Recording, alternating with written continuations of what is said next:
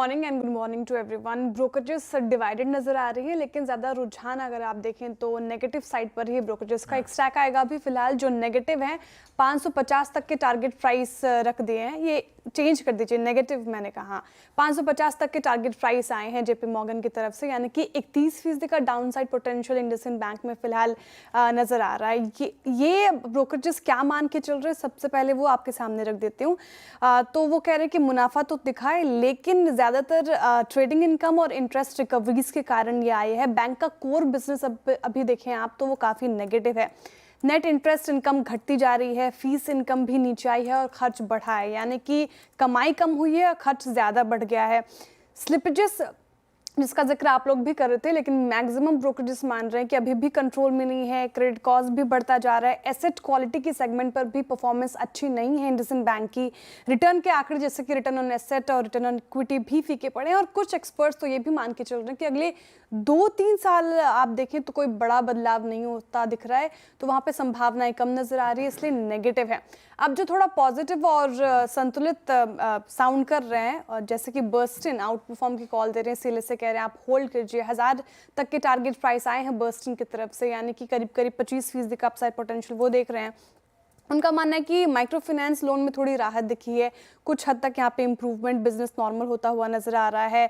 Treasury income ने profit को संभाल लिया है। मैनेजमेंट ने गवर्नेंस को लेकर भी मजबूत कदम उठाए हैं, भरोसा लौटाने की कोशिश की गई है इन्वेस्टर्स को। और नेट इंटरेस्ट मार्जिन की बात करें तो वो भी उम्मीद से बेहतर रहा। कुछ फर्म्स ये भी मान के चल रहे हैं, जो कि पॉजिटिव सरप्राइज है इंडसइंड बैंक के लिए।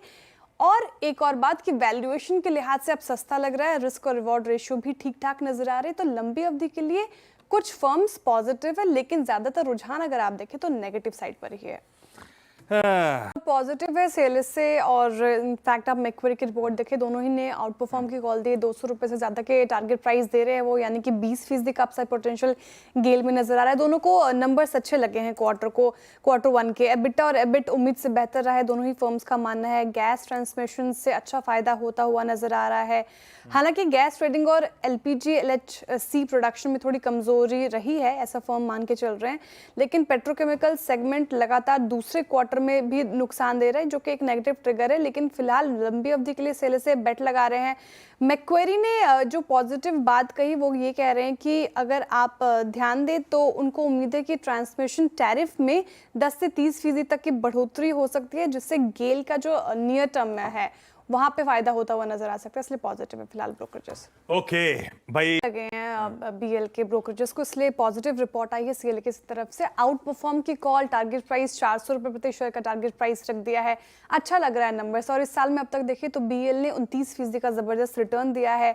कंपनी की मार्जिन जबरदस्त बनी हुई है, सेल से ऐसा मान के चल रहे हैं। उम्मीद से बेहतर परफॉर्मेंस मार्जिन फ्रंट पे कंपनी ने दी है। साथ ही फाइनेंशियल ईयर 25 में जो बैकलॉग थे, ऑर्डर स्पेंडिंग थी, वहाँ पे जो सुस्ती देखने को मिल रही थी, अब वो खत्म हो चुकी है। वहाँ पे परफॉर्मेंस ठीक ठाक रही है।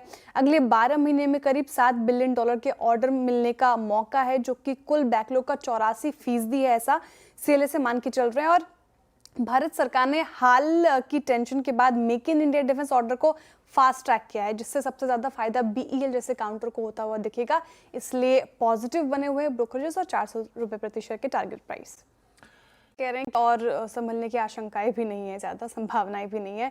बर्स्टन ने डाउनग्रेड करके अंडर परफॉर्म की कॉल दे दी आईएक्स को, टारगेट प्राइस काफ़ी नीचे का रख दिया है, 99 रुपये प्रति शेयर का टारगेट प्राइस रख दिया है, यानी कि 28% का डाउनसाइड पोटेंशियल आईएक्स में बर्स्टन देख पा रहे हैं।